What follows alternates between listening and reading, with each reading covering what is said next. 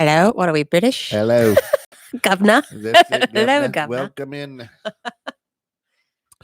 Welcome into my LoSo Lifestyle with Mary Schepp. I am not her. Happy New Year. Happy New Year to our friends at YouTube. I think I'd shock a lot of people if I showed up bald. Yeah, well, yeah. Yeah, yes, you would. Should get a bald cap and just be fun one day. And in 3, 2, 1, we are live on the Book of Face. Woohoo. Hello, Facebook. Happy New Year, Facebook friends. Here's how special this is. This is the first live show 21/6 is producing in the new year. Yes. And I get to be the show. And you are the show. Man, I told you I was special. Is that exciting? That's very exciting. Exciting. Hang in there with us. We're about a minute and a half out from going live. Peter Galt, good. That's an good morning. eternity. Glad to have you. Glad to have you with us, Peter.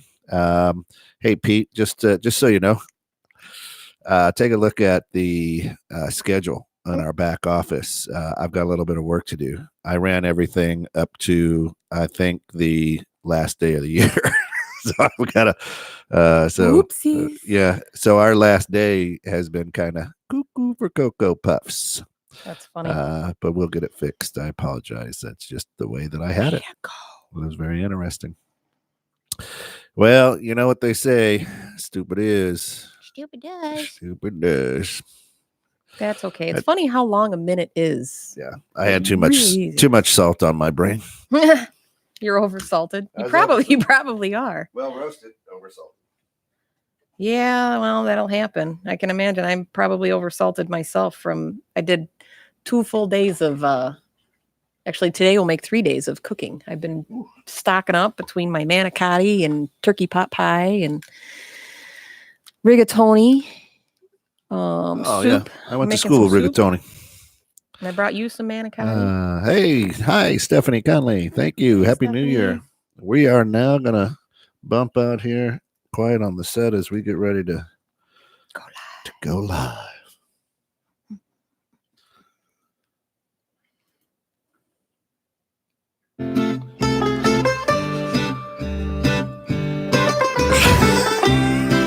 It's not quite my normal music. For those of you loyal listeners, it might sound a little bit different for the new year. Trying something out. So since it's a new year, we thought maybe we'd put some good cooking music on behind you. This is hilarious. Very inspirational. This is cooking music.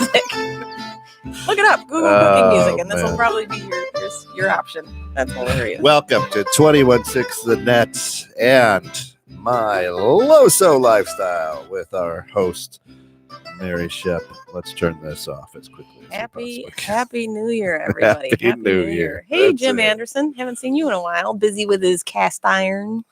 My cast iron buddy. And thanks to my dad, I am loaded on cast iron. My stepmom went out hunting and sent me, she's legitimately squeezed it into the if it fits, it ships postal boxes. Nice. One of them was taped with a sticker on it that, from the post office says, "We're sorry." It was completely grenaded, but all of the pieces made it in one piece. It's just taped back together because it's got, 50 pounds of cast iron pans in the middle. I bake every day on cast iron. I think it's the best. Cast iron. Yeah. So that was one of my Christmas presents is a whole set.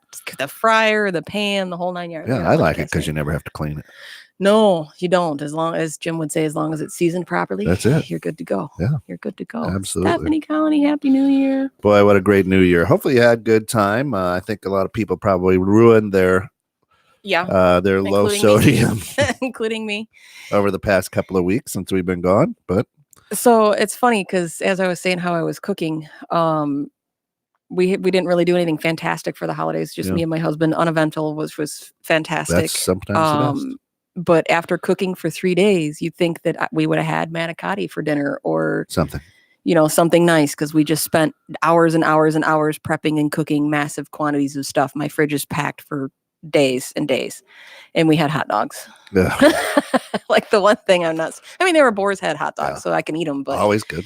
It's still funny that you spend all this time cooking and making these beautiful things, and you're like, I don't feel like cooking anymore. I'm just gonna have a hot dog. That's it. Yeah. So that was one of my meals here for New Year's. Hey, Dad. Hell, good to have you with us, man. So Happy New Year. 2019, we started this show in September, and it's 4 months. It's as I'm typing my notes for today, realizing how much stuff that we've talked about in the past 4 months. And beginning this was like, how can you talk about salt for an hour every week? And it's surprisingly easy. We've been through what, 16 episodes now? 16. That's crazy. And sauces, I think, was your episode. Yeah, You got pretty saucy. I got saucy, absolutely. And I mean, 16 episodes talking about salt without getting salty. Maybe a little salty from time to time, but some of the listeners might. Yes, right? maybe a little salty. So it all started back with the first with the first episode, and you talked about what is salt. Yeah, and I got so much feedback and lashback from it, just because everybody has an opinion about salt. Everybody has an opinion about their diets. But I mean, salt is literally just a compound that is an electrolyte that helps regulate your muscles and all of the things in your body. But it's necessary. But the biggest question is always, salt is salt is salt is salt. So everyone says, pink salt's the healthy salt. Oh yeah, the sea salt or Himalayan sea salt. Right, the Himalayan sea salt. And it's salt. And I mean, when you break it down, it does have more minerals and whatever compounds in it. But I think I said on that show that you could lick a banana and get more potassium than you're going to get out of pink salt. Because you're, even on a lot of it, even if you put a tablespoon of that stuff on your dish, it's like 1/10 of 1/10 of 1/10 of a percent of it is potassium or magnesium or some other compound other than sodium and chloride. So you're still predominantly getting sodium and chloride. There's no, nutritional, you still need sodium. So if you're going to use it and you need it, then great. If that's what you want, then so be it. But salt is salt. You can't fool yourself into thinking I'm eating healthy and low sodium because it's pink. True. Yeah. Or gray or Celtic or any other salt, because there's a million trillion of them. Happy New Year, Gary Huang. Glad to see you from Singapore. Glad to have you with us, brother. So as we talk about salt, the interesting thing is food channels have become so prevalent. Cooking shows. Yep. I was watching on Hulu last night this chef, and they're looking at burgers. They're just chasing the best burger, and there's a $200 burger. But the interesting thing is, and I'd be interested to see with the listeners too, is they say, hey, you need to season. And when they season, they're like, right, handfuls at a time. Yeah.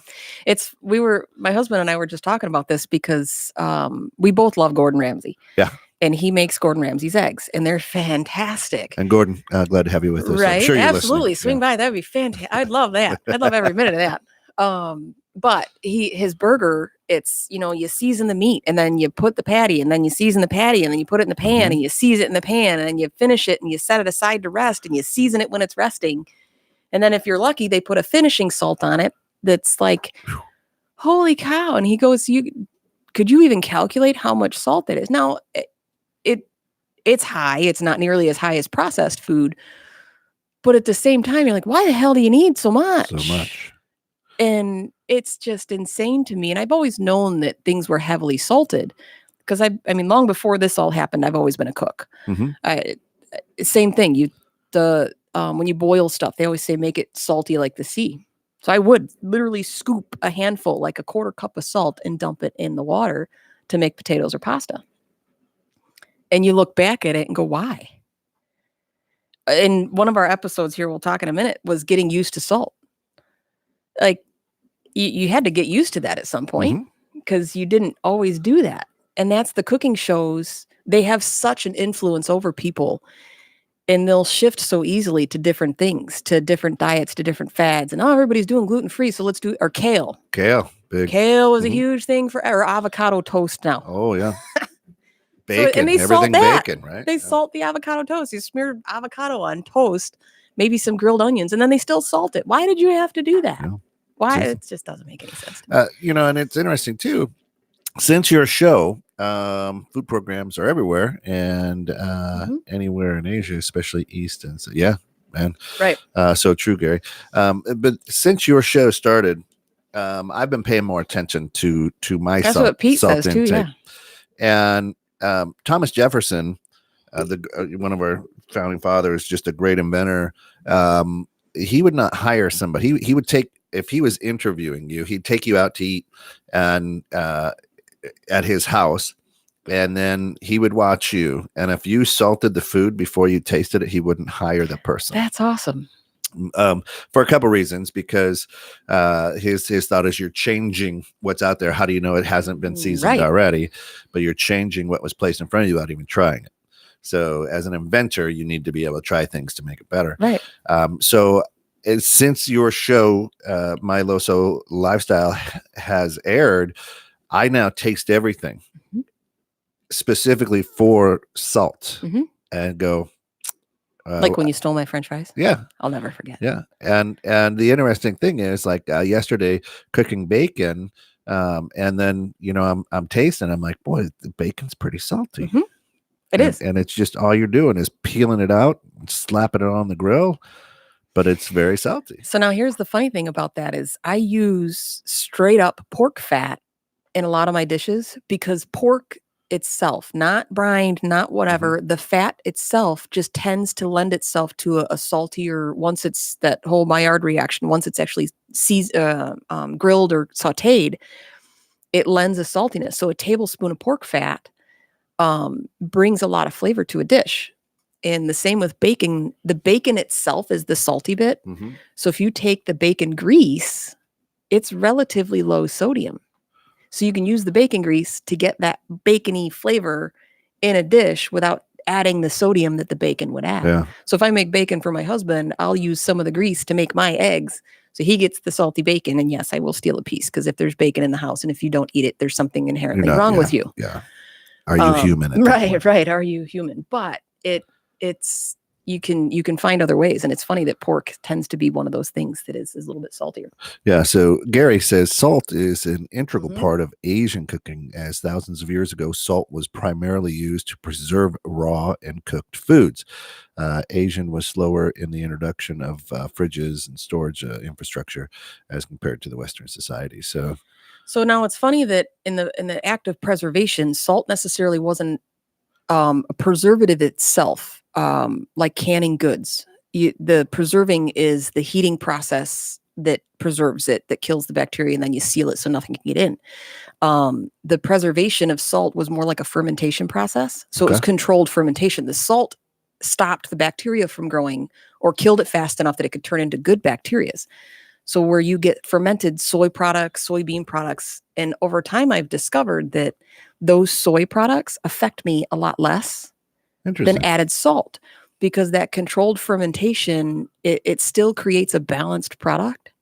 And I still react, but it's a lot less than if I just added salt or eat a processed food. It was kind of funny that way. That is interesting. Then one of your shows was cooking for kids. Yeah. I made a lot of new friends and I found a lot of people that I grew up with in this area that knew me because they see me on the show and say, holy crap, I know her. And all of a sudden I got a slew of private messages. Do you remember me? I'm so-and-so from high school. You remember me? Remember me? Remember me? I was like, okay, I remember all you people. I want help with my kid. And I mean, I don't have kids, so I get lashed back because of that. How do you know if you don't have kids? I love kids. I do a lot of events with kids. I have nieces, nephews, all of those things. And if you get them involved, and you switch the perspective and you add value to a meal, so many people treat it as a punishment. If you don't eat this, you can't get up. If you don't eat this, you can't have dessert. If you eat this, you can get this. And it gives it a bad flavor in it creates a negative food relationship from a very early age. So you create picky eaters. As an adult, if you hand me something squirmy, I'm going to have to be exposed to it a bunch of times before I like it. That's right. Same with kids. It's all about exposure and perspective. If you make it an okay thing, they're more likely to have it, especially if they see you eating it on a regular basis. It's like, if you don't want it, fine, don't have it. I'm going to have it. It's going to be on the table. Right. 10 more times, they're finally going to go, okay, maybe I'll try some. And then they'll try it. That and the fact that their stomachs are really tiny, and technically so are ours. So Supposed to be. right. I speak for a lot of Americans. Exactly. Mine's Well, not so much anymore. like Pete cries every time I mention a serving size. He's like, I just don't get the hand size serving. That just isn't right. Especially It's for a guy right. who's got small hands like me. It's not You very get two good. crackers. That's That's funny.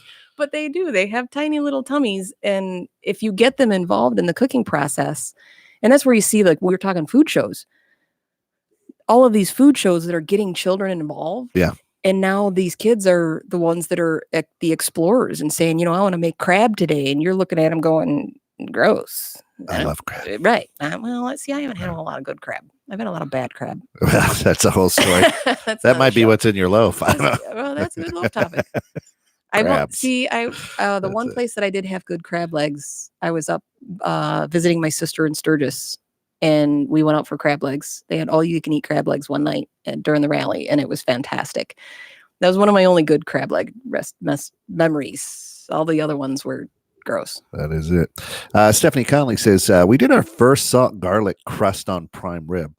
Since we take the crust off before eating, what would be okay for you, or is it still way too salty? So I would, if I could answer that real quick, give it to me and let me try it. So I used to make my prime rib that way. And there's also a turkey recipe that my dad will probably remember over at Marvin's house. They would take chicken wire and then just a sheet. Wow. And they would pack big 5-gallon fishing or paint buckets with salt and water. And they would put a layer of salt, set the turkey on it. And as you or someone else would lift up the chicken wire sheet, you would pack it and create this salt casing around the bird. Wow. And they would take the burn pit, just a good old bonfire burn pit, separate the fire, put the bird in the bottom and put the coals back over the bird and just leave it for 2 hours. Wow. It was beautiful. It was so unbelievably good. But you're thinking it's going to be the saltiest thing on the planet. And essentially the water evaporates, the salt creates a cast, and the bird just cooks in its own juices. So it does raise the salt content of the meat. Because it wasn't brined, the chances of that salt compound getting all the way into the center of the prime rib, but without actually testing it, you're never going to know. Right. So as someone who has to watch their salt, it's just better that I avoid something of that nature or just take a little bit of taste.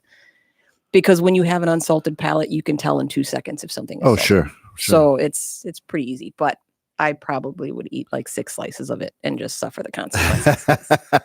No, what happens, right? And I just like prime rib. It's really tasty stuff. But now, with what you do, we also had a show about going out to eat. To that point, you get invited over to somebody's house, and it's a party. It's not necessarily you just come on over, because if it's just you, they probably know. Okay, we got to watch it. But it's a party, or you're going out to eat at a steakhouse, or 1776 or something cool, Stuckey's. Or hibachi, Stuckey's, and all of a sudden now. Right. I mean, you got to watch what you eat. We do. And it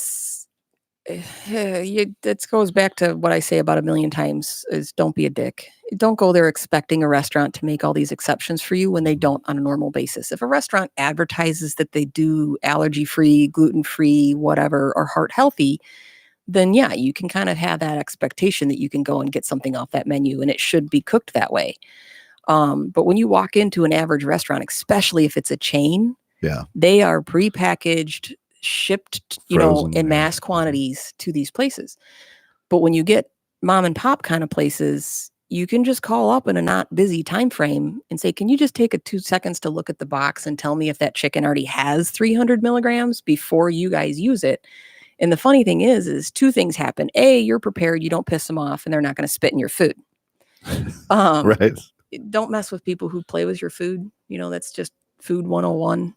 But at the same time, a lot of times you educate them and they go, holy crap, I didn't know that the chicken was 300 milligrams and unhealthy before I seasoned it and fed it to you people.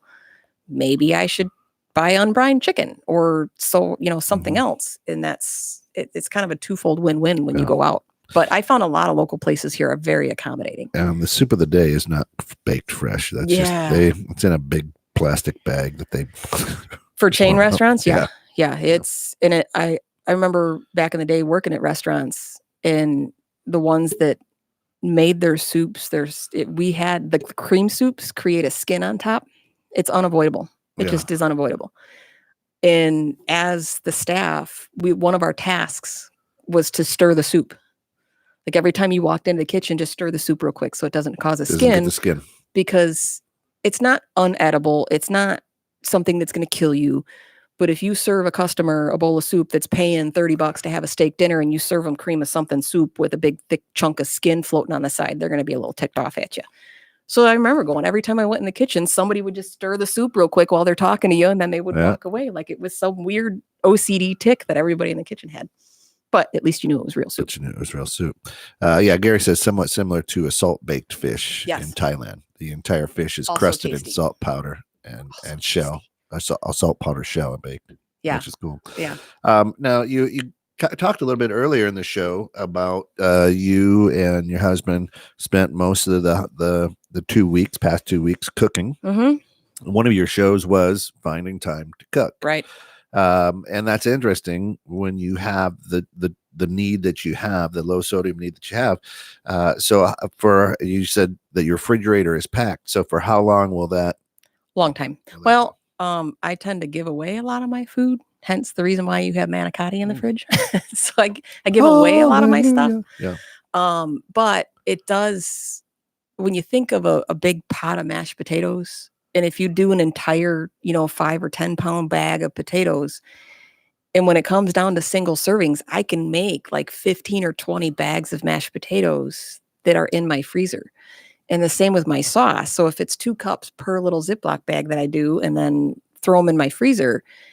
Now you got to mark things, because there is occasions where you'll pull out pizza sauce to put on pasta and realize that it's not pasta sauce, it's pizza sauce. Yeah. So it still tastes good. It's just different. But it makes, you can make a good 6 months worth of stuff in a couple days. Yeah. So to cook for a week on a Sunday or a Tuesday or whatever day you have off is not as hard as people think it is. To prep in advance, even stuff like vegetables, chopping vegetables up. If you buy a bag of onions and chop them up, slice them up, whatever, and throw them in the little crisper tray in your drawer, if you have a hot dog in the middle of the week, you can put onions on it instead of just having a plain hot dog. Yeah. So it feels a little bit more gourmet eating at home than being out. So as we're in 2020 now, and thanks everybody, you're listening to 21.6 the Net here in 2020. Mm-hmm. And there's a lot of people out there who are listening. There's a lot of people who have made resolutions to eat better and do things like that. I suppose the first change you have to do is the way that you shop then. Mm-hmm. Because most Americans are running out and grabbing a frozen this or a frozen that, and because they don't necessarily plan out meals like that. And I, as much as I plan, but I don't. So it's funny because people are like, oh, you plan. No, I kind of wing it by the seat of my pants. Like, hey, I got 3 days off. What do I want to make? And this is on sale, that's on sale, and the other's on sale. So I'm going to grab that, throw it in a basket, and come home and decide that this is what I'm going to make out of it. And then we eat that for a long period of time. And even if you don't, if it's frozen, it lasts for so long. Right. You can do whatever you want with it. But you do have to kind of switch your mindset into, if you're going to make a resolution or if you're going to set a goal, you set yourself up for success and create a list and say, okay, what do I like to eat? If you're primarily eating crap and potato chips and popcorn and fried foods, then you say, okay, maybe I'm going to eat, get an air fryer. So if I'm going to have fried foods, it's going to be fried a little bit healthier, or I'm going to learn how to bake my chicken and make it a little bit healthier than just flat out fried crap. So you set yourself up for success by switching your mindset just a tiny little bit, and you still get the stuff you want without suffering through it. And then eventually, if it's just a horrible experience, you're going to revert back to your old ways. Yeah. And that's one thing that we're trying in the Jones house is we got the Instapot or whatever, which I think is a crock pot, but essentially well, it's right? I think it also offers like pressure cooking, so it speeds things up. So we're taking a look at, rather than just getting all the frozen chicken nuggets and things like that, is all right, let's take a look at some recipes and let's start making better food for us. So. And the same thing, you pre-season stuff. And even with that, if you buy a huge batch of chicken and pre-season it, especially with an Instapot or something like that, you can throw it in there frozen and suddenly you've got something fantastic in a very short period of time. Whereas before, if you crock pot it or whatever, you put it in the oven, it takes such a long period of time. And that's why the Instapots and the air fryers are so successful, is because of that reason. Just don't put 7,000 pounds of some kind of sauce on top. That's it. And speaking of sauces, of course, you and I shared that that episode. Stan, Happy New Year. Glad to have you with us. Melinda, hey, how are you? Glad to have you with us all the way from Iowa. Is there a particular bag or container for freezing single servings you recommend? So you can buy the fancy freezer ones. I've done that. Spent more money because they say freezer on them. Yeah. They do last a little bit longer. The funny thing is if you suck all the air out of it, it gets freezer burn a lot less. That's usually the primary component in freezer burn. I just use the plain old zipper bags as long as it's not going to rupture on me. So if you get the cheapo off-brand super thin ones, when they freeze, they're going to split, which means when they thaw, they're going to leak all over. So if you spend a little bit more money on the nice zip bags, just the single serving sandwich size bags, it holds 2 cups of soup, which technically is 2 servings, but we've been over this a million times that's just not enough for one person to eat unless you're tiny. Because I'll eat I'll eat 6 cups of soup if you give it to me. That's right. But just the plain old zip bags work fine for me. And you can get the machines, the vacuum seal machines. I have one, and it's great for marinating meat. However, you have to spend a decent chunk of money to get one that will vacuum seal liquid. Because then you make the mistake that I did where you think it vacuum seals liquid and it doesn't, and it sucks all the liquid out, and then it doesn't shut off, and it just starts spitting liquid all over your floor. Which my cats loved, by the way.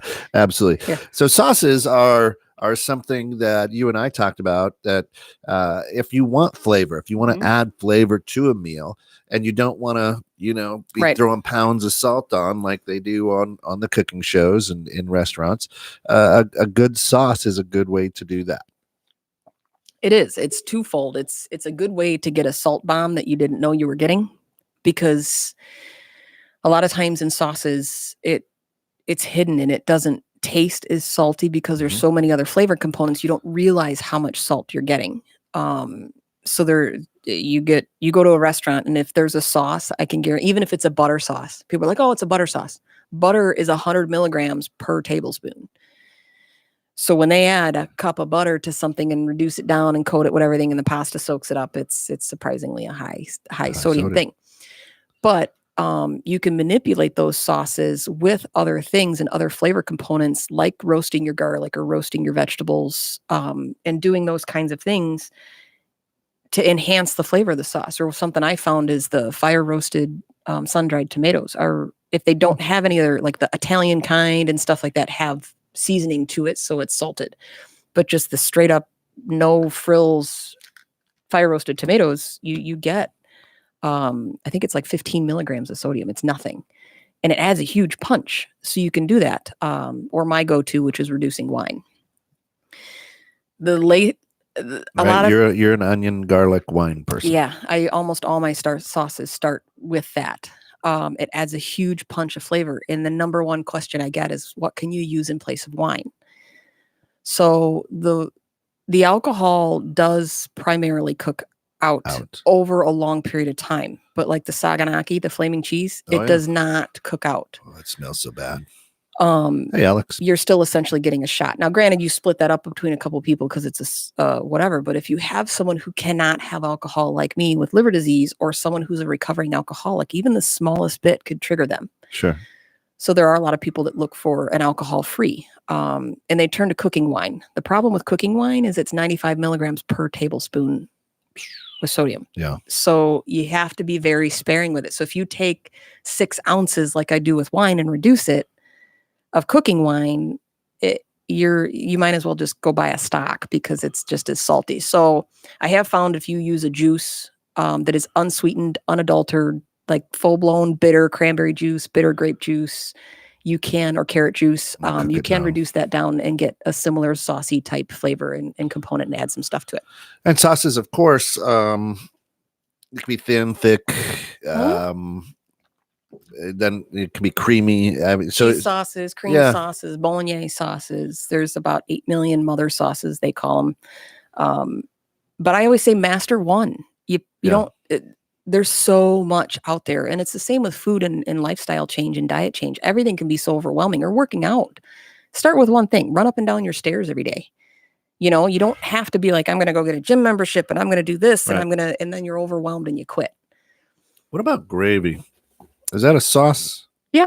So biscuits and gravy is a And nice. depending, I need it's my technically that would be sausage sauce. that would be like a bechamel.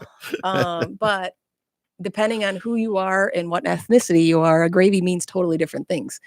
Because to some people, gravy is a red sauce. Italians, mom's made gravy Sunday dinner. And then some people, gravy is, you know, like red eye gravy with brown and super salty, tasty over ham. And then, of Right. course, you've got biscuits and gravy, which I love and I still make to this day because I figured out how to make it lower sodium. It is delicious. Stephanie says red wine sauces trigger her migraines. Yep. It's pretty common a lot of times with wine that does red wines and stuff like that with gout and migraines. And there's people that are super sensitive to, I forget what the technical term is in it, but whatever chemical compound in those wines that cause people to have migraines. It's pretty common, sadly. So it is. Skip the red wine, stick to white wine or something else. Which is always fun. Right. And then as you kept rolling on and we moved from sauces, you and Pete did a show about diets and doctors. Yeah. See, I hate the word diet. I don't know. It just seems to be this evil word. And I turn bits in the cooking pan. Oh, that's Stan. Hey, Stan. Yeah. So he says, I turn all the bits from pan cooking my meat into a sauce gravy. That's cool, Stan. I mean, do you add wine to those bits and pieces, or I'm guessing a stock. I'm guessing a stock. Yeah. Cause that's a pretty common way to add or to create a gravy or just add milk, straight up milk. Just add the milk. Lately I've been using heavy cream because I can use less of it and it's still the same amount of sodium. Yep. But the diets, you know, there's this Southwest diets, Mediterranean diets, keto diets, gluten-free diets, sugar-free diets. There's about a bazillion diets. Some of them are legit that are for people who have diseases or illness. Like the keto diet does serve a purpose. Mm-hmm. There are people who need to be on that. But then they get glorified and people get annoyed by it. So when you have a chef like, yeah, sure, it's gluten-free. And they didn't add any gluten, but they used it in a gluten pan. And now somebody who actually has celiac sprue gets super sick because they were told it was gluten-free and it's not gluten-free or sugar-free. Oh. And somebody gets sugar and they have a diabetic overdose. And I just hate the word diet. If you want to change, you need to change your lifestyle. That's a big thing. And that's why this, of course, is called My LoSo Lifestyle. My LoSo Lifestyle, right here on 21.6. Of course, as you're listening to 21.6 Annette, our good friends over at Advanced Pain Rehab, 224-623-1599, www.advancedpainrehab.com. Patients come to Advanced Rehab for a variety of concerns. Thanks to the versatility and art of the microcurrent and voila method, Advanced Pain is able to serve patients with exceptional results that are tailored to their lifestyle. Speaking of lifestyles, Advanced Pain Rehab, 224-623-1599. Check them out at www.advancedpainrehab.com. And our good friends over at Prime Media Consulting, LLC, 847-752-0018, or check them out at www.primemediaconsulting.com. Ever wonder why your website's not showing up online where you want it to be? Want to make sure you're found when someone's searching for your kind of business? Well, Prime Media Consulting helps small business owners optimize their exposure on major search engines to transform their business. You're looking for a great 2020, call Prime Media Consulting LLC today at 847-752-0018 or reach out to us at primemediaconsulting.com and learn how we can help make your impression on the web. And of course, end of year was last week, actually the beginning of this week, but check out Mobile Accounting, 224-321-6859 or www.mobile.tax. Experience, education, character, an inherent ability with numbers, an exceptional CPA. These are the reasons why business owners choose Eric Mason of Mobile Accounting for their bookkeeping, payroll, and tax services. Mobile Accounting, 224-321-6859 or www.mobile.tax. Diets. Yeah, they suck. Well, the interesting thing is, to your point, is it's not a lifestyle change. Mm-mm. It's a quick hit. It's like a hairdo, Right. right? So when I was a kid, the mullet was a fantastic hairdo, My husband had that. right? And then I went from the mullet to a flat top. And then I went from a flat top to the young Republican pull over the side. And then I went I'm from envisioning all of right. these in Then my I head went right from now. that just to the buzz. Oh. And now for the last, almost, the last 21, 22 years, I've looked like this, right? But it's interesting because as diets change, my lifestyle has kind of changed, Right. remained the same, but my look, right? So Right. bald is now a lifestyle for me, And not that's what's necessarily funny, by right. choice. But that's the thing is, we use a lot in training at work, and we call it a culture. Yeah. So when you create that lifestyle or that culture in your household, if you create a culture of trying new things, or the dinner table is a thing. Like with me and my husband, we actually sit down and have dinner. Mm-hmm. And it's, I have my cell phone there and he yells at me every once in a while, but I also have a job. And if someone needs something at my work, but if you texted me and I'm eating dinner, I'm going to go, okay, that's not an emergency. I saw it. It's done. You see so many people at the dinner table, or not even that. They're just everybody, the cell phone culture. Oh. You're distracted. Yeah. Take 2 seconds. And I saw something fantastic. I was at my friend's house, and she has this little mason jar on her table. And it's conversation starters because she has 2 young boys. So instead of how was your day? It was fine. Because that's what you're going to get from a 10-year-old. That's right. You pull something out of the conversation starter, and what did you do? And that's the lifestyle change that she made to have a better conversation with her kids. No phones, no nothing, no devices, no anything at the table. So that culture of getting and gathering around food that so many people have set over a lifetime, like Italians with their dinner on Sundays, that lifestyle, you'll never know anything different. So when you create that, I'm going to eat better and eat real food, or I'm going to eat less sugar. Yeah. When you create that lifestyle, anywhere I can go, and that's why I can tell you what's in anything that I eat, because that's my life. It's not a diet that I'm forced to. It's interesting, but we've done that. My family has done that forever. Right. And so when friends come over, or boyfriends or whatever, and we all sit down at the table, sometimes you get to look like, what's going on here? Mm-hmm. This is new. Okay. And it's almost awkward. Yeah. But that's where we talk about the day. There are no cell phones. Right. So it's really fun. And it's amazing that connections that you make in actually paying attention to someone for 2 seconds. Just, yeah. And I see it, and I hate to, I know this is off on a tangent. That's not really low sodium, but my husband and I were talking about this because when I interview people and they, like their first job, they don't know how to interact with people because their entire life is via text message and phones. So they're like yelling at me. So I never did this. It's like, wow, you're really awkward because they don't talk to people exactly in their real life. It's terrifying. It's like back in the cave time. Nora, Right. Good to have you with us, Nora. Nora, actually, I think my dad found through Ancestry.com. Oh, wonderful. Look at that. Neat connections.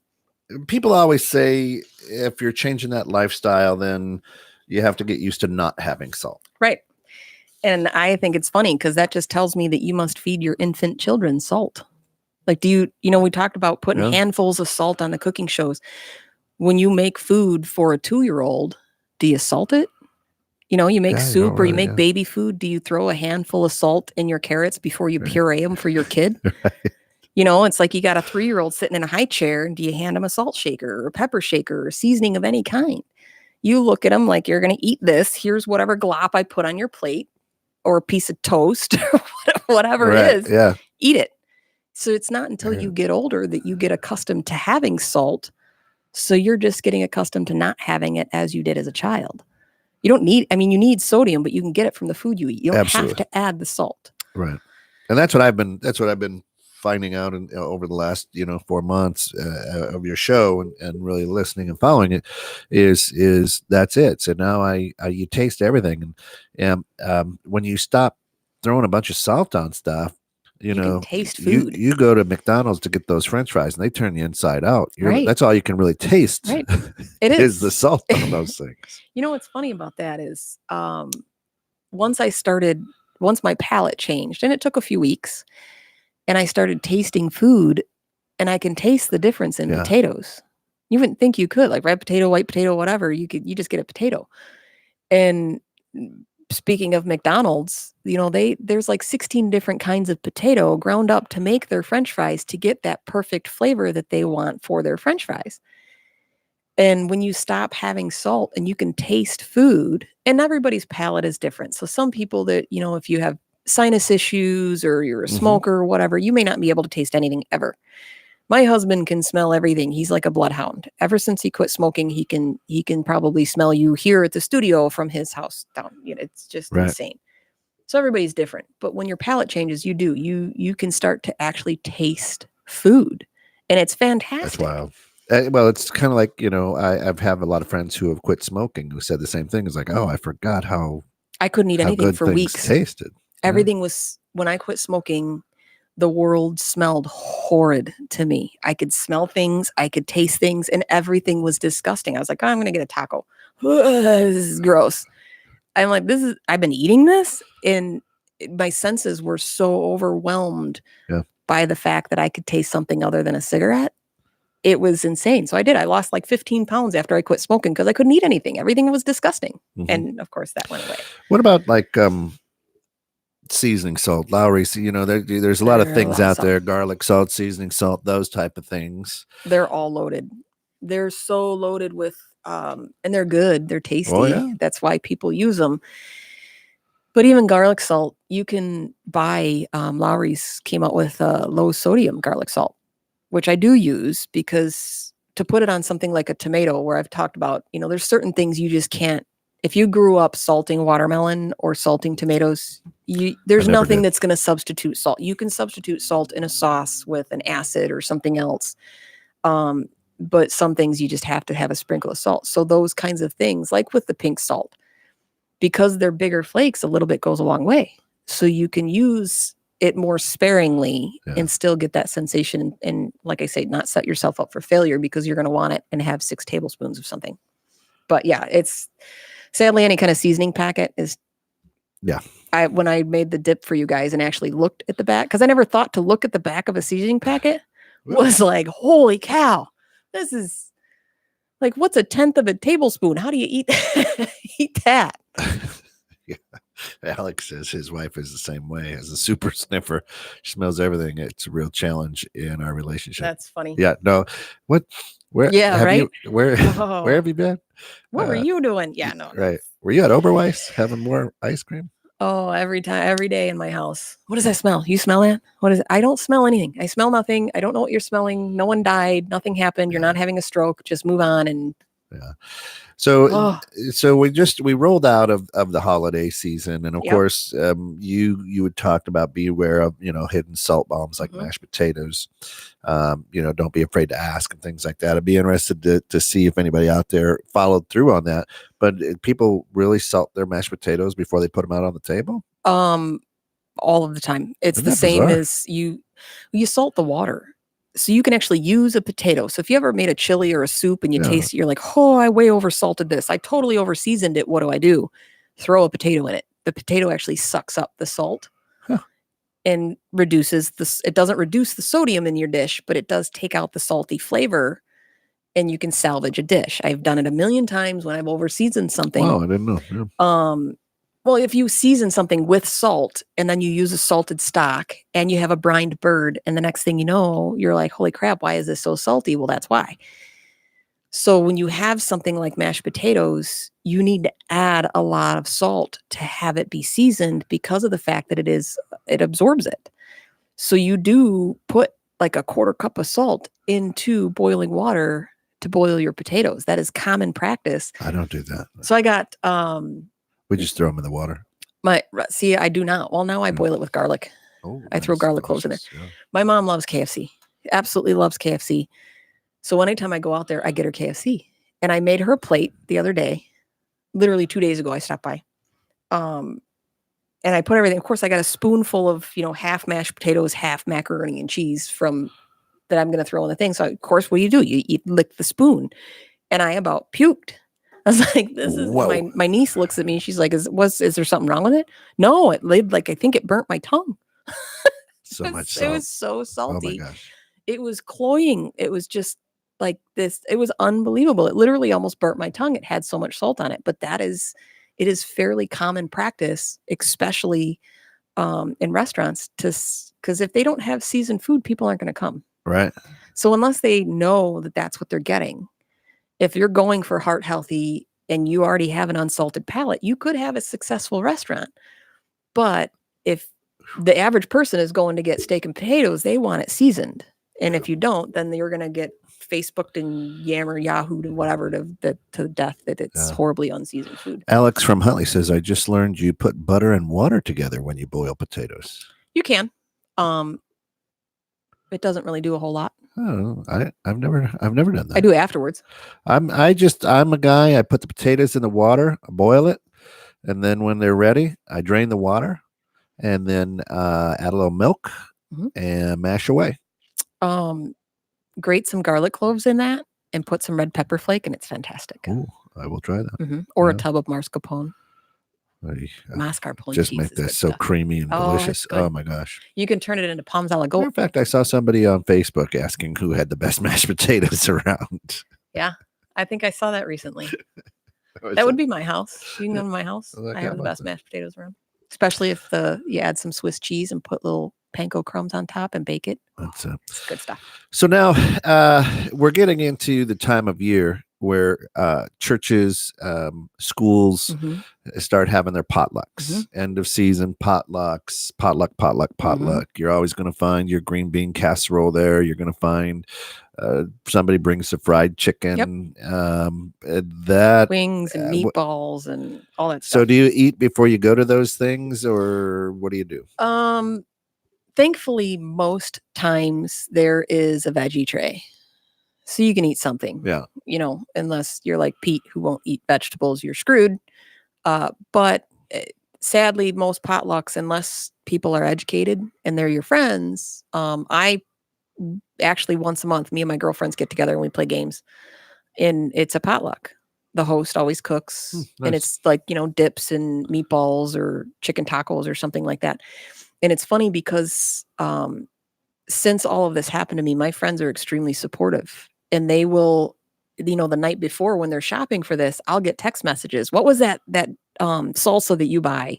Or what potato chips do you buy? Or if I make it this way, is it okay for you to eat? I want you to be able to eat something. And I've told them a million times, like, I'll be fine. If I can't eat anything that night, I'm not going to starve to death. Right.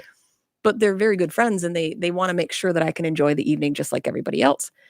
So I've actually inherently made them more salt conscious, and discovered there's actually a couple girls in my group that have to watch their sodium as well, which is pretty funny. Peter is a large child. Aren't all men large children? I don't think it was Rachel just Ray. Peter. Rachel Ray taught him that butter and water in the boiling water. Yeah, well, I don't put it in the water. I just put it on afterwards because the butter just floats to the top. It doesn't really absorb into the potatoes. One nice thing I like about Rachel Ray is she's got that old-fashioned refrigerator like Mr. Rogers. I know. It's beautiful. Really cool. It's actually a really nice fridge. It is. I like old stuff. Me too. It works. It doesn't fall apart. Canning, freezing, and food tracking, big deals nowadays as people are looking to change their lifestyle. I think that, canning is something that you have to learn. And there's a lot of opinions about canning because, there's old school that people have been canning for generations. And then there's someone else that says you can't do that because it's going to kill you. And how do you tell someone that's been canning, a potato recipe or a beef or pork or something for the last 10 generations and nobody's ever gotten sick and they eat it every year, that they're doing it wrong? Right. Obviously something is being done right. Yep. So let them do it. Like, just keep your mouth shut and move on. If you don't want to do it that way, then don't do it that way. Freezing, I mean, there's some things that just don't freeze, like eggs. They just don't. Egg sauces split, and eggs themselves, the texture changes and it just is gross. But just about everything else you can freeze. There's a lot of stuff. And like with me cooking this past weekend, when I go home after the show today, I'm going to prep everything because it's all the sauces and stuff is made. I just have to assemble it, put it in the baggies and put it in the freezer. It's good for months. Sure. And it doesn't really degrade.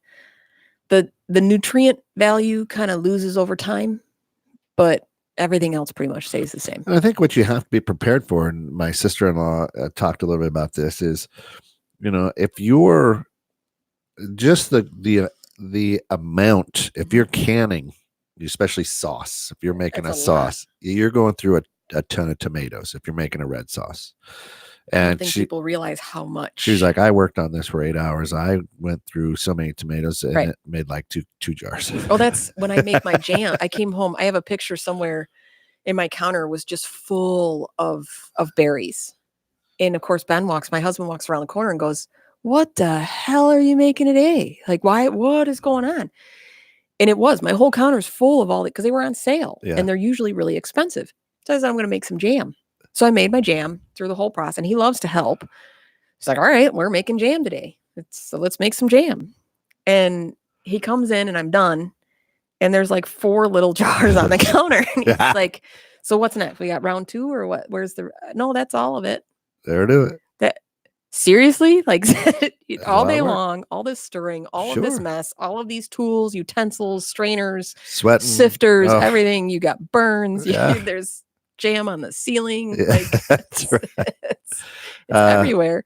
And your co-host says, I ate cheesy noodles yesterday. They had jalapeno in them. Yeah. Plus they were yellow. So that's a vegetable in his mind. That's right. He had vegetables is what he's saying. That's too funny. I make macaroni and cheese every once in a while for my husband, and it's high on the end for me, but I still make it in a way that's low sodium so that we can have it. Yeah. But yeah, he eats the crap out of it, especially in the summertime because we grow habaneros and jalapenos. And this year, our jalapenos, I think I brought you guys some pickled jalapenos. It was like a tree. Like legitimately, he was worried that something was wrong with it because the stalk was woody like a tree. And he's like, it might come back next year. We don't know. But he does the same thing with the macaroni and cheese with habaneros. Yes. But tracking your food. So I talk about it and I say that I do it and I ask people who do it and what they use. And I think that I'm going to have a show coming up here soon about it specifically because I don't think people see the importance of it and the benefit from it. And I think more people should do it, and not from an aspect, and you and I were talking about this, of counting calories necessarily, right, or being fat or not fat or losing weight, but just to see what you eat and what you consume. Yeah. Because I think people will be shocked where they think, oh, I eat too much sugar. Well, you probably don't eat as much as you think you do, but you probably don't eat enough fiber or way too much fiber. And if you're looking at any number of things that you have, any ailment, if you go to the bathroom too much or too little, if you get headaches or migraines, if you have skin issues, all of these things usually weigh down to something in your diet.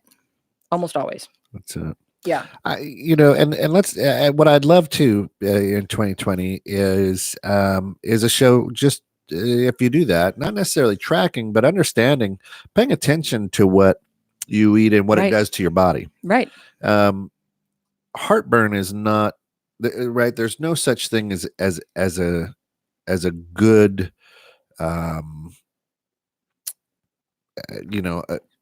heartburn's not a good thing. Right. You can't just say, well, I'm getting older. Right. And so I should have it. Right. It's not true. There's no good symptom, I guess. Right. Right. And it's usually as you grow and as you age, the processes in your body change. Your metabolism changes. And my father and I had a conversation about this once, about the beneficial bacteria in your gut. And everybody talks about your biome health, which is essentially the beneficial bacteria in your body. We live a symbiotic relationship with a ton of parasites and don't even know it. A ton of antibodies and antibiotics and all of these things that are in our body and on our body, that it's generations and generations are there for a reason. So if you're starting to take all of this stuff that's over the counter to kill those things, to combat things like acid reflux, when you could just change your diet. Yeah. Something as simple as instead of drinking coffee, drink iced coffee. It's less acidic, it's less harmful on your stomach, and a little bit of research would tell you can still have your coffee. Yeah. It's just in a different form. That's it. So, well, and I paid a lot of attention to that over the last month, just because all the sweets and things. And I noticed the white breads, the gluten-y things. If I stay away from the gluten, I don't get the acid reflux that it would wake me up in the middle of the night choking. Right? I'm really excited. And here's a little trick. If you lay on your left side, it reduces your acid reflux. Right. If you lay on your right side, it increases your acid reflux. It just has to do with the positioning of your stomach and the way things actually go. So if you have a heartburn issue, if you lay on your left side, it does help. But coming up here in the next couple weeks, I have a show with Kim Nordine. She's from Joyfully Well. She's a good friend of mine. And she mills her own flour and makes her bread, which is not in itself all that shocking. But the things that I've learned from her because of this, and then inherently, one of my other friends, Carrie from my store, they discovered, because their family is gluten sensitive, in the pizza shop that they used to own, if they milled their own flour, it has less gluten because you're getting the whole flour. You're getting the whole kernel, the whole seed, the whole whatever, versus getting, processed where it's eliminating all of these, kind of like juice. If you juice an orange, you just have the sugar in the water. Yeah. You get rid of the fiber and a ton of good stuff, and it absorbs into your body differently. And they discovered if they milled their own flour, there was less of a reaction to gluten. So I'm really excited about that show because I actually get to go and mill flour and bake with her and bring you guys some milled baked bread. So it's going to be fantastic. That'll be really, really cool. Yeah. Invisible illness. You and Pete did a show on invisible illness, which is essentially is what I have. I actually have two invisible illnesses. If you walk up, and even family and friends say it all the time, you're looking pretty good. Well, I am, but actually today's a really shitty day. I'm just not going to tell you about that. Right. The days that my liver wants to crawl through my rib cage or my spine is acting up. But unless you tell people about it, they're not going to know. And if you don't want to tell people about it, then don't tell people about it. But don't piss and moan that people aren't bending over backwards for you when you didn't tell them about it. You can't have it both ways. Right. So there's a lot of invisible illnesses. I mean, even cancers and things like that. You don't, just by looking at someone, unless they're falling apart, you don't know what they have. So if you want people to accommodate you, then educate them. Just don't be a dick about it and expect people. Well, and here's what I would tell people who come up to you and say, "Hey, you're looking pretty good today." Yeah. If you've ever been to an open casket funeral, right? They go, "Oh, they look good." Right. No, they look dead. Right. They look make-upped. So they look. So if somebody comes up and says, "Hey, you look pretty good today," right? And that's where they leave it. Just understand what they're saying. Right. You look dead. Right. And that's what's so. It's my other question is, well, if I look good today, so are you just telling me I look like shit all the time? Right. Like, I haven't. So I saw you a week ago. You didn't say it a week ago. Right. Is you just telling me that I looked like crap last week, and this week I'm looking pretty good? It's like, Absolutely. I mean, come on. Absolutely. And of course, I think that I think the exciting thing is about what you do too is you look in the mirror. You're not comparing yourself to anybody else. Right. And that's a tough thing to do because when you're talking about a lifestyle, I might go, "Oh my gosh, look how great Mary looks. And I'm still a fat slob. This lifestyle isn't for me." Mm-hmm. But it could be, I could have a lot of changes that are already occurring and things that are happening. So I think it's important as we talk about lifestyle is I should never compare myself with anybody else. And you really shouldn't. I mean, you have nothing to prove. You don't have it. You're going to be your own worst critic, no matter what. It doesn't matter how good or bad you look or what you're going through. You could be, the Brad Pitt or whoever of the world and perfect body and looking great. And you have a team of people that help you do Thank you very much. But you're still I can guarantee you, he still looks in the mirror every once in a while and goes, "Holy crap, this looks like it's getting old," or "There's a wrinkle here," or "There's a whatever here." Sure. You can't compare yourself to other people because you don't know what they're going through. Right. And when people tell me that, you're so strong, you're going through so much, I have two things I have liver disease, and I have transverse myelitis. I have lesion on my spine. There's so many people that have so much more. Right. I have a house. I have a husband. I have friends. I have a radio show. I have a job. I got a million things, and I'm still walking. A lot of people with transverse myelitis are paralyzed from the word go. So if you switch your perspective and stop comparing yourself to what others have or don't have, and just focus on you. Yeah. And if that, like you said, if that lifestyle isn't working for you, if you don't want to be fat, then don't be fat. Right. But if you're going to be content with your lifestyle and your marriage and your wife and your kids, and you're happy eating donuts and you're happy being 10 pounds overweight, then by all means, there's no reason that you should accept judgment from anybody else for being happy. That's it. It's your own lifestyle. That's it. Live it. That's it. All right. So as we're in the last 2.5 minutes, next week, got a great show coming up, right? Dr. Ron Masakawa. I just call him Doc. Yeah. I literally I've been going to Dr. Ron for over 20 years. He's become a very good friend of mine. I brought him some food last week just because, and he does chiropractic and acupuncture care. And his acupuncture is what keeps me walking. And the chiropractic adjustments, when my muscles, because of my spine, pull on my back, I literally can't breathe. Oof.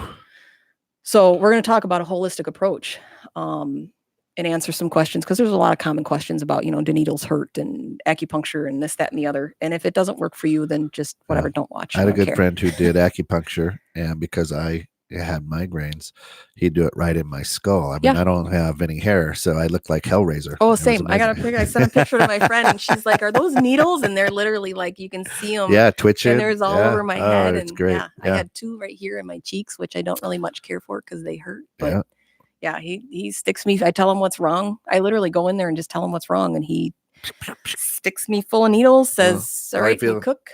Yeah, right. That's it. But so it'll be exciting. We'll have him on next week, and then the week after is Kim Nordine, and then we got a few after that. So we got some exciting shows. And here's what we're going to say. In 2020, we want this show to be about you guys. Ask us questions. Send questions in. Oh my gosh! Yes. Where can they send their questions to? My LoSo LifeStyle. You can send it to my Facebook page. Obviously, you can always email the station, download the app for the station so that you can listen anytime. You don't have to watch it on Facebook. You can download the app, support the station. It's a huge thing.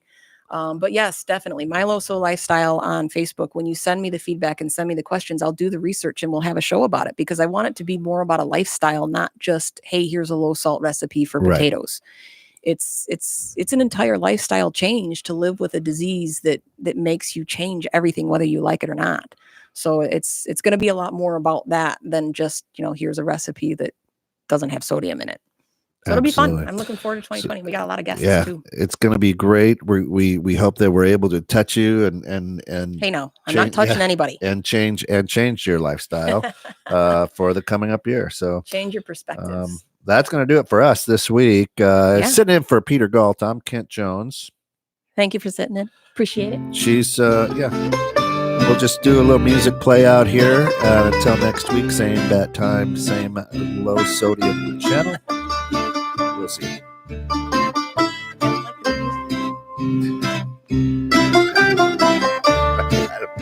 Just said good music for cooking. I'm going to have to Google it. I'll have to cook something. My friend's going to be like, what